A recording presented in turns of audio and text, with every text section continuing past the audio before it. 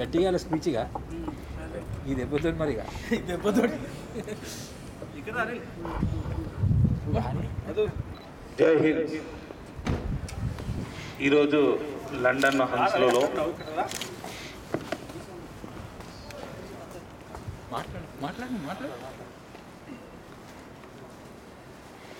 జై హింద్. లండన్ హన్స్లో ఈరోజు 64వ గణతంత్ర దినోత్సవం జరుపుకోవడానికి వచ్చిన అందరికీ టీఎన్ఎఫ్ నుంచి స్వాగతం, సుస్వాగతం. ఈరోజు మనం 64వ గణతంత్ర దినోత్సవం జరుపుకోవడం ఎంతో గర్వించదగిన విషయం.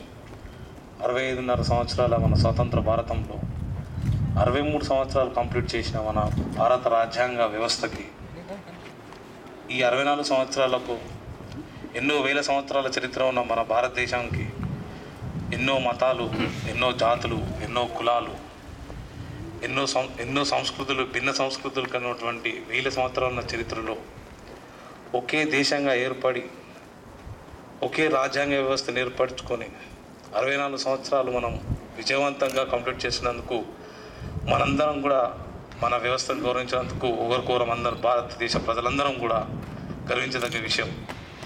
మనం ఈ 64 సంవత్సరాల్లో సాధించిన విజయం అంటే మన రాజ్యాంగ వ్యవస్థను గౌరవించి ఇన్ని కులాలు, మతాలు, సంస్కృతుల మధ్య కూడా ఏ ఒక్క మతాన్ని, జాతులను విస్మరించకుండా ప్రతి ఒక్కరికి ప్రతి సంస్కృతిని గౌరవించి మనం ముందుకెళ్తున్నాము. అదేవిధంగా స్వతంత్రం రాకముందు కొన్ని వందల సంవత్సరాలు పరాయి దేశ పాలనలో వెట్టి చాకిరి, బానిస విముక్తి, బానిస భక్తుల్లో నుంచి మనం రాచరిక ప్రభుత్వాల నుంచి స్వేచ్ఛ ఇవ్వడం అనేది మనం సాధించిన విజయంలో అదొక కారణం. అదేవిధంగా ఈ 64 సంవత్సరాల్లో మనం ఆర్థిక వ్యవస్థను తీసుకుంటే మిశ్రమ ఆర్థిక వ్యవస్థలో దరిద్ర నిర్మూలన నుంచి, పేదరిక నిర్మూలన నుంచి ఈరోజు ఎంతోమంది దేశాలకి అన్నమో రామచంద్ర నడిపించిన దేశం నుంచి ఎన్నో దేశాలకు మనము ఆహారం పెట్టగలుగుతున్నాము. ఇది కూడా మనము గౌరవించదగ్గ విషయం. ఎన్నో క్లిష్ట పరిస్థితుల్లో కూడా భారతదేశం ఎన్నో ఒడిదుడుకులకు లోనైనా కూడా పరాయి దేశాల్లో కవ్వింపు చర్యలకు కూడా తట్టుకుంటూ మన పురోగతిని ముందుకు తీసుకెళ్తూ రాజరికంగా కొన్ని విషయాల్లో మనం తప్పటడుగులు వేసినా క్లిష్ట పరిస్థితుల్లో దేశం మొత్తం ఏకటై సంఘటితమై దేశానికి రాజ్యాంగ వ్యవస్థ కట్టుబడి మన వ్యవస్థను కాపాడుకుంటున్నాం. ఇది కూడా మనం సాధించిన విజయంగా గర్వించదగ్గ విషయం. అదేవిధంగా మనం ఐక్యతను సాధించడంలో కూడా, జాతీయ సమైక్యతను సాధించడంలో కూడా మనం 24 సంవత్సరాల్లో ముందుకెళ్ళినటువంటి విషయం. ఎందుకంటే మనం ఒక ఉదాహరణగా తీసుకుంటే మన రాజ్యాంగ వ్యవస్థ మనం ఏ రకంగా విజయం సాధించడం అనేది ఒక వేరే దేశంతో కంపేర్ చేస్తే ఒక సోవియట్ రష్యాని తీసుకుంటే 12 భాషలు గల సోవియట్ రష్యా ఏ రకంగా జరిగిందో మనకు అన్నం కూడా చూసినాం. కొన్ని వేల సంవత్సరాల నుంచి ఎన్నో జాతులు, కులాలు, మతాలు కలిసి ఇన్ని సంవత్సరాల నుంచి భిన్నత్వంలో ఏకత్వంగా ప్రతి ఒక్కరిని గౌరవించుకుంటూ ముందుకు తీసుకెళ్తున్నాం అంటే అది కూడా ఒక మనకు గర్వించదగ్గ విషయం. ఇంకా విషయంకి వస్తే విద్య, ఆరోగ్య విషయంలో మనం ఎంతో పురోగతికి సాధించినా కానీ కొంచెం మనం వెనుకబడ్డామనే చెప్పాలి. దీంట్లో మనం రాజ్యాంగ చట్టబద్ధంగా అసృశ్యత, అంటరానితనాన్ని, బాల హక్కుల చట్టాల కింద బాల కార్మికులను విముక్తి చేయడం జరిగింది. ఈ విధంగా సాంఘిక దురాచారాలు, బాల్య వివాహాలను తీసుకున్న, సతీ సహగమనాన్ని తీసుకున్న, అంటరానితనాన్ని తీసుకున్న, ఇవన్నీ కూడా మనం తీసుకున్న రాజ్యాంగం మీద గౌరవించి సమానత్వం పేరుతో మనందరం కూడా కలిసి వాళ్ళకి మనం బాసడగా నిలిచినాం. అది కూడా మనం విజయ గర్వకారణంగా తీస్తున్నాం. అయితే ఇక్కడ కొన్ని విషయాల్లో మనము పరిపాలన విషయంలో మనం రెండంచెల వ్యవస్థలో ఉన్న కేంద్ర ప్రభుత్వం, రాష్ట్ర ప్రభుత్వం రెండంచెల వ్యవస్థలో కొన్ని లోపాలున్న కారణంగా మనం పూర్తిగా అధిగమించలేకపోతున్నాము. అయితే మన పౌర బాధ్యతను నిర్వర్తించి సక్రమంగా ఏ రకంగానైతే రాజ్యాంగం వ్యవస్థ ద్వారా, రాజ్యాంగం ద్వారా ఫలితాలను అనుభవించి స్వేచ్ఛా వాయులను పీలుస్తూ ఒక ఉన్నత స్థితికి చెందిన వారు ఈరోజు రాజ్యాంగాన్ని గౌరవించకుండా, కొంచెం ముందుకు తీసుకెళ్లకుండా అడ్డుపడుతున్నారు. మనము యువత ఆవేశం నుంచి ఆలోచన స్థితికి చేరుకొని ఈరోజు మన దేశం పురోగతికి చెందుతున్నాము. మనం సాధించిన విజయాలను ఆలోచించుకుంటే మన కళ్ళ ముంగటున్న విషయాలు మనం సాధించాల్సిన విషయాలు చాలా చిన్న విషయంగా నేను అనుకుంటున్నాను. తప్పకుండా మన ఎప్పుడు మనం 60 సంవత్సరాల నుంచి నేటి బాలలే రేపటి పౌరులు అని చెప్పుకుంటాం. మన ఆనాటి బాలలం ఈరోజు మనం పౌరులం అందరం బాధ్యత నిర్వర్తించి ఒక అవినీతి మీద మనం పోరాడగలిగినట్టయితే తప్పకుండా మనము ఒక వితిన్ 10 సంవత్సరాల్లో మనం ఇంకా ముందుకెళ్తామని చెప్పేసి తెలియజేసుకుంటున్నాను. జై హింద్.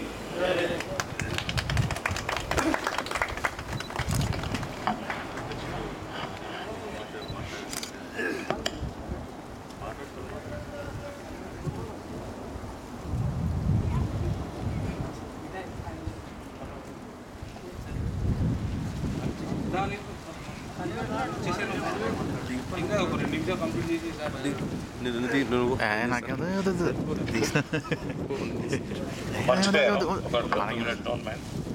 అయితే నేను ఒక ముఖ్య విషయం నేను ఇక్కడ చెప్పదలుచుకున్నది ఏంటంటే, మనం సాధించిన విషయాలలో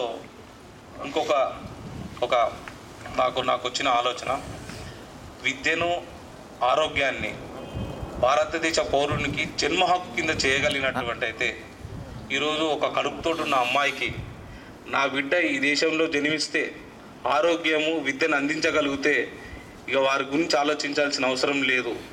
తప్పకుండా విద్య అనేది, ఆరోగ్యం అనేది ఒక జన్మ హక్కుగా మన రాజ్యాంగ పరిరక్షణ ద్వారా చేయగలిగితే ఈరోజు మనం అంటరాంతరంతో దూరం చూసినటువంటి అణగారిన కులాలకు ఏ విధంగా అయితే కోటా సిస్టమ్, రిజర్వేషన్ సిస్టమ్ తోటి మనము వాళ్ళని సమానత్వంగా తీసుకొచ్చి ఎంతో ఉన్నత శిఖరాలు తీసుకొచ్చిన మనం 64 సంవత్సరాల దేశం అభివృద్ధి చెందిందో, అదేవిధంగా ఈ జన్మ హక్కు అనే చట్టాన్ని తీసుకురాగలిగితే మనం ఇంకా ముందుకు వెళ్తామని చెప్పనేసి అది మన టీఎన్ఎఫ్ నుంచి మనం రేపు భవిష్యత్తులో ఒక పౌర సజెషన్స్ కింద మేము ప్రచారం చేయదలుచుకున్నామని చెప్పేసి నేను కోరుకుంటున్నాను.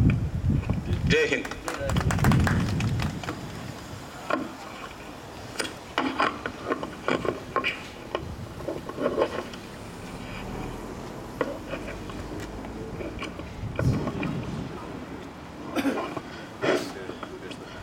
Good afternoon, everyone. First of all, I would like to convey my wishes on behalf of Telangana NRI Forum and also a responsible citizen of India. 64th Republic Day wishes to all my Indian brothers and sisters living in India and also across the globe. And today I'm very happy that, even if I'm away from my country, I'm celebrating this Republic Day here with all my friends and my team members here. And also, yesterday when I was just listening to the presidential speech, he was just telling that we have not win this freedom from British to deny the same freedom for the Indians. So it's not that, I'm really happy that at least you understand that even we have got the freedom, still there are people who are still struggling for the freedom, and also they are not being treated as the Indians and are not being just taken care within the constitution. So I appeal from here that President Mr. Pranab Mukherjee to understand the people's aspirations, not only from the region where I belongs to, but also across the India. There are still people who are very much far away from most of the resources and also most of the normal daily usage or whatever it may be. So I once again thank you everyone braving this chill weather and came here to make this event very success. Jai Bharat, Jai Telangana.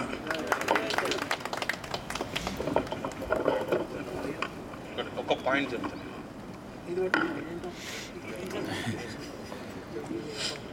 ఈరోజు గణతంత్ర దినోత్సవ సందర్భంగా నేను ఒక తెలంగాణ వ్యక్తిగా ఒకటి కోరుకుంటున్నాను. ఇప్పటికి మన రాజ్యాంగం 118 సార్లు సవరణ జరిగింది. చాలా సంతోషం. ఒక సవరణ ద్వారా మా తెలంగాణను మాకు ఇచ్చి ఒక జాతీయ సమైక్యతకు కట్టుబడి ఏదైతే రాజ్యాంగాన్ని రాసుకున్నామో ఆ రాజ్యాంగాన్ని కట్టుబడి తెలంగాణను ఒక సవరణ ద్వారా చేసి తెలంగాణ ప్రకటించాల్సిందిగా ఈ భారత ప్రభుత్వాన్ని నేను కోరుకుంటున్నాను. జై హింద్, జై తెలంగాణ.